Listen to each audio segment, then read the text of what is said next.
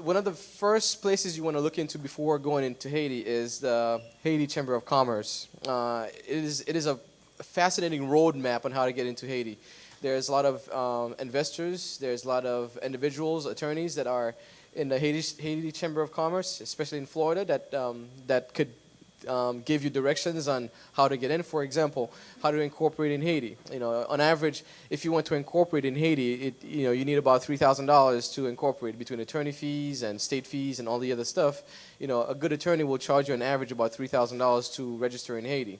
And so these are some of the typical kind of things that the Haitian Chamber of Commerce will guide you through. Specifically, should I do business with so and so, and does this person have a track record? Because this is very important in Haiti. Second place you can look into is the Haiti Chamber of Commerce. It's actually in Haiti, and for whatever particular trade that you would like to get into, to find out who are the players who've been doing it for a while and who's trustworthy. It's also a good place to find and source accurate information about who's doing what and what's doing who. Because the challenges in doing business in Haiti are as follows, as you already know. How do I find trustworthy partners?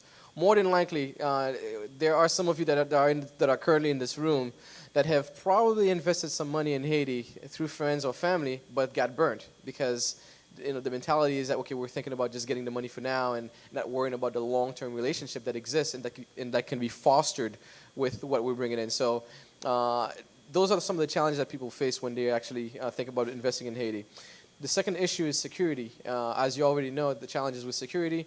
One of the things that I do find out that is most likely true with a lot of successful entrepreneurs is that if you're in Haiti doing business, try not to flaunt it. If you are flaunting it, if you are going places that you should not be, you are just painting a target on your back for that kind of attention. Because when you seek attention, you do get attention. So if you want to go in, do what you need to do and do your business, and then you should not usually have problems. At times, problem comes and find you, but usually if you follow these basic protocols, you should not have any issues with that. And usually there's the challenge with legal framework. If someone is double crossing you, if they're not following the contract, how do you made whole?